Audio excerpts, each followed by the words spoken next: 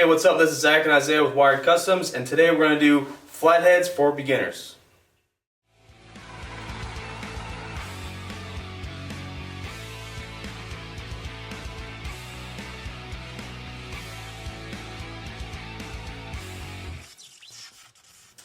If you like these Flathead videos and you want to support a small business, you can buy our Wired Customs t-shirt. It's got the T800 on the back of it, and he's wired up to the car, kind of like supercharging, hot wiring the car. Alright, so we're going to do a video series. My nephew Isaiah here, he just got his first Flathead engine. So we're trying to give him like a beginner's overview and not go down the super rabbit hole information. So the next couple series of videos, that's what that's going to be about. So we have my Flathead in the Model A, so the car doesn't really depict, you know, the information that we're looking at, but we're looking at just the engine and kind of just the basics. So Flatheads, just generically, were built from 1932 to 1953, depending on what country you lived in. So a lot of that changes around depending on what country, but we're not worried about that type of information right now. There's a couple different Flatheads. To keep it simple, we're going to look at just two today. We have the 21 stud and the 24 stud engines. That's kind of what breaks it down to the most basic Flatheads. There are others, but we're not worried about that. The easiest way to know the difference is just to count the studs in the middle right here. So this one only has two. That's the 24 stud. The one that has three in the middle, that's the 21 stud. I know that sounds weird because it has more, but if you actually counted the individual studs right here, they're spaced out. They're spaced out differently, yeah. Okay. And we're not going to be worried about the internals of the engine. We're going to be kind of just looking at the overview. If you walk up on a car, like, you basically kind of know what you're talking about. Yeah, how to spot it if you see it out somewhere. So obviously, or I guess maybe not obviously, the valves are in the engine. They're not in the head. So that's why it's called a flathead. So technically, when these were built in 1932, there was overhead valve cars. That did exist. So opposed to overhead valve, we have flatheads, just the opposite. The overhead valve cars were super expensive. The motors were super expensive. We're talking like Bugatti Roadsters and stuff like that. Yeah. Yeah, the big high performance Roadsters. So this was the affordable version for the average man. That was kind of Henry Ford's whole skit anyways. And we'll show you on the engine that's out over there what it looks like with the actual head being flat and the valves being in the block facing the same way as the pistons. That's what makes it a flathead. This one is a 59 AB style flathead. Technically not 59 ABs, won't go down the giant rabbit hole, but this style of flathead with the bell housing actually casted with the block, that style is from 1938 to, let's see, 1948. So 38 to 48 was this type of block. There's a lot of differences within those blocks, but this style was within that range. The next style with the bell housing is bolted on the back. That was like a modern... Yeah, more similar, more modern type flathead. Those were built from 1949 to 1952 in the United States. So that it all depends on what country you're in. Yeah. Because I know a lot of different people from different countries watch these videos. So that's kind of like the generic, basic information. What's cool about flatheads is the early ones, so the ones with the bell housing that's bolted on the back, the breather's in the back here. The breather is in the fuel pump stand. So this is the fuel pump. This is the breather for the engine. So this is, I don't know if you could say in or out, but what I can tell you is the other breather is on the old pan on the bottom down here. Breather is in like crankcase ventilation? Well, it needs crankcase ventilation, so it needs in and out. And the other one is called the road draft tube. You can see this little bubble right here on this side. Yeah. That's sucking air in or blowing air out, depending on, you know, what's going on. So it's kind of weird. It's called a road draft tube. That breather comes all the way up, and it's right here underneath the intake on the inside. So that's kind of unique to flatheads. And then this vents from the valley. Yeah, from the valley, but that's also somewhat open to the crankcase also, just how it works internally. And a lot of this information is kind of someone who kind of knows motors a little bit, and it's just trying to fill in the differences on flatheads. They come with a bunch of different carburetors. What's on this one is a 94 series. This one specifically is a Chandler's Groves 94, but Stromberg also made them, and Holley also made them. You could see 94s from different cars like Volkswagens on a flathead because it's a 3-bolt, it bolts up. So that throws some people off thinking they only had Stromberg 94s. That's the only type of 94s. No, there's a whole bunch of different type of 94s. This is the original 94 from Chandler's Groves. They made them then. There's a huge story that you should look up. It's actually really interesting of them getting screwed over by Henry Ford himself and losing the patent into their own carburetor. But let's not go too crazy. The exhaust, originally, they both connected. So this manifold is going to have exhaust that goes underneath. It connects to the other manifold. Then they're both going to exit together out of one pipe. Some guys will get 2 right side exhaust manifolds and just bolt one on the left, one on the right. So they're both kind of their own going heads. back. Yeah, so you can have duals. Otherwise, I sell exhaust manifold plates where you can make your own headers. So like this Model A, a lot of aftermarket headers aren't going to fit on this. You have to make your own to make it go around the steering, make it go around the wishbones, all that kind of extra stuff that's kind of out of the normal here. The middle 2 cylinders are coming into one exhaust port. Yeah, yep. That sounds like that would create some issues with flow. Oh yeah, that's a exhaust flow is a huge issue with flatheads. So the 2 exhaust valves are in the middle right there. So there's a lot of heat right there in the middle, and they both go into ram's horn, into one on the inside. Then obviously you can see on the outside they both come out together. That port is the same size port as the one on the front, cylinders. and the one on the back that has its own port. So, like port matching, gasket matching, and port polishing is super, super important on flatheads if you want more performance out of them. It's extremely time consuming. On the big hot rod engines, I'll charge a whole week of just porting the intake and the exhaust. But if it's something you want to do at home, you can get a little Dremel, but be careful around the edges to not round off any of the gasket matching edges. But yeah, that's a huge restriction on these flatheads. There's actually, because the valves are up top on the engine, the pistons are down low, the exhaust has to go back up to come back out on every cylinder.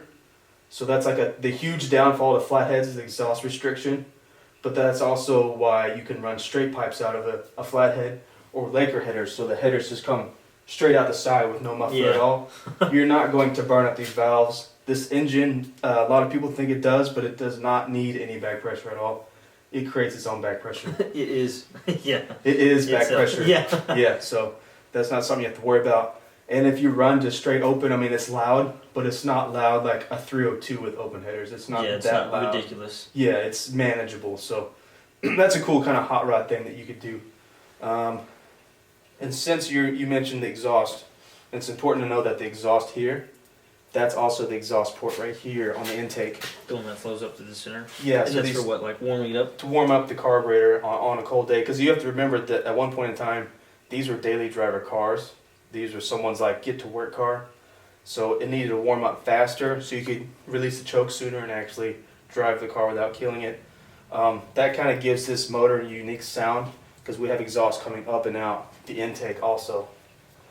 Some of the hot rodders, they plug those off because they don't want more restrictions in the exhaust. Yeah. And some of the more traditional guys like me, we want that sound to come out the exhaust because that's what's so unique about flatheads is the sound. Nothing sounds like a flathead. Like how common is the coil on the center? That looks like a weird placement. And yeah, like the belt goes around everything. Like, yeah.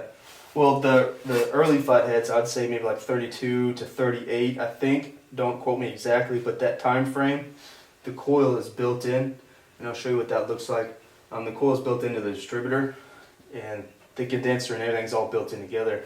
Those are a little bit harder to work on, but for me, they've been easy to come by because people are wanting to give them away. They don't want them. Yeah, the ones with the integrated coil, they're not junk, but there's definitely upgrades. That's why they don't run them later on in the years, obviously.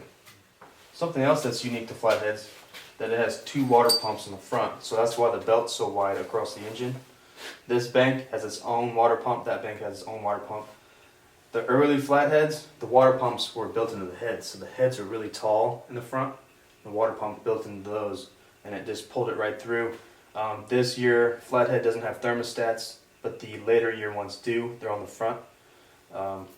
Another way to easily tell between the early Flatheads and the late Flatheads, obviously the water pump is the super early ones. The Flatheads that has the water neck in the center, it's kind of like the mid. Yeah, like these right here. It's like the mid time frame. The ones with the water pumps up front is the late Flatheads. Hot rod guys like these because they're a little more traditional hot rod. More performance guys, they want the later Flatheads. Obviously, they're the ones with the best upgraded parts internally, and they have the water neck all the way in the front. But this one and the one with the water neck in the front are both 24 stud motors, so they're still the better upgraded Flatheads. These come with a bunch of different carburetor variations. The two most common is the 94, which this one is. It has the fuel inlet on the top of the bowl. The 97s, we'll show you what that looks like. It has the fuel inlet inside the bowl. And the accelerator pump on the 94s is on the side on the throttle linkage. The accelerator pump on the 97s is right in the middle. So there's a weird throttle linkage bar that goes across. Yeah, and so it squirts from the middle. Then the last one that most people get rid of was actually one of the last Flathead carburetors. Was called a teapot carburetor. Most of the time those are just junk. Most of the guys take those off and put these on. They're easier to work. The 94 is the least complicated of the three. The 97, I wouldn't say it's much more complicated, but it is a little bit. Then the teapot one is just overdone carburetor. They didn't have spark plug boots until I think like 1951. That's when they actually started doing that. Okay. It's not a problem, it's not an issue, but some people consider it somewhat dangerous. I mean, obviously when the engine's running, don't put your hand in a fan, don't put your hand on the spark plugs, you know. It's easy. It's not child-proof. So, I think we talked about this before. This is the oil filter? Yeah, so this is the oil filter. Flatheads only filter out 30% of the oil. So they're not actually going through the filter first, then going into the engine. The engine is oiling itself. Then on the side, it's also filtering the oil. So the oil filtered is just like an extra thing happening on the side. Back in 1932 anyways, oil filtered engines was super uncommon. A lot of engines had overhead valves and you would oil each rocker before you started it up. So you got to think of the time frame, the period. Yeah. This is actually a pretty good upgrade back then. At least you're getting some filter through the oil. They do have kits where it's 100% filtered. You got to change a lot of things on internally. Fuel, oil pump, just how you route it differently. Well, let's go out and look at the ABA so we can see some of the differences actually in person. Okay, so this is Phil's Firehouse Barbecue fire truck, and he uses it to deliver barbecue in Manassas, Virginia. And we're going to look at his motor. Isaiah and me actually already started a how to rebuild carburetors on this motor, so watch out for that video. So this is a different version of Flathead. So what version do you think this one is?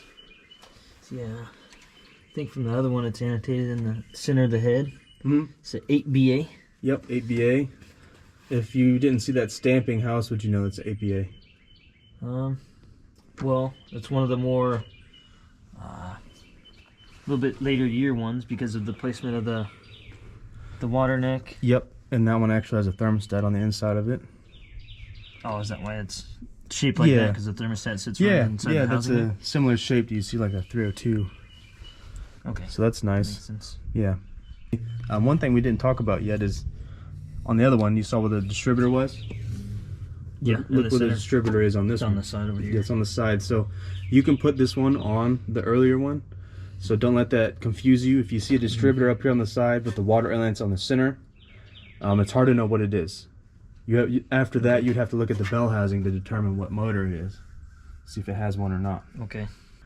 A lot of things are pretty similar. I mean, the exhaust manifolds, the shape is exactly the same. You could put it on the earlier or later ones. They're all exactly the same. The dual water pumps are still there, right? The dual water pumps are still there. And these ones are oiled different, so you can't switch them one to the other. You'll burn them up. Okay. Yeah. So if you have an 8BA, you have to have 8BA water pumps. Now, what's different between this one and your car is the engine mounts. Since this one's a truck, the engine mounts are like the 59 AB engine mounts. Yours are bolted directly underneath the water pump. So the engine mounts are different between the car and truck when it comes to ABA. Yeah, versus the one in there was outside still. Straight out like this one. Yeah. Yeah. So just be mindful of that. The fuel pumps are different in the years. They all work the same. There's a push rod that comes off the top of the cam, and that's what works, the fuel pump. Just the shape of the fuel pump and the bowl's the glass thing on the side. Yeah. That's the fuel filter technically. The fuel rides over the top of the bowl, and whatever's heavier than the fuel drops to the bottom. Okay. So it actually works pretty well. Yeah. Putting on the filter type fuel filters on these actually messes up the fuel delivery. Because that would restrict it. It restrict this, because this technically doesn't have like any filter or screen that has to flow through. Yeah, there's no restriction. Yeah. That's pretty cool, actually. And this one has hardline fuel lines. Mine has softline fuel lines just because that's my mock-up motor. I take it off that and I put it in a different car. That motor is going to go in the 42 over here also. So my fuel lines are always changing. If you're actually driving the car, you want hard fuel lines. Flatheads run pretty hot. You can actually boil out the gas in a soft fuel line. So try to avoid soft fuel lines as much as possible. So what we have here obviously is the ABA. This transmission is not something you're really going to see. This is the 4-speed unsynchronized truck transmission. So we won't really get into that. But as you can see how on the other one, the bell housing was a part of the motor. The bell housing in this one is extra. And the truck and car ones are different too. So you can't switch those back and forth unless you're changing a lot more than just the bell housing. Also, on all of these Flathead engines, the oil pan bolts into the bell housing. So the bell housing also helps seal the oil off the back of it. I mean, this has the exhaust that runs over and joins as one. Yes, this exhaust is getting replaced because it's leaking pretty bad, but it comes off one manifold down to the other one, then together they go out the back. So that's just a basic overview for beginners. I don't want to go too far down the rabbit hole. If you give someone too much information, it's hard to remember everything. So if you have more specific questions, make sure you like this video and subscribe. There's a lot more videos going down the other rabbit holes that there is in Flatheads. As always, thank you for watching.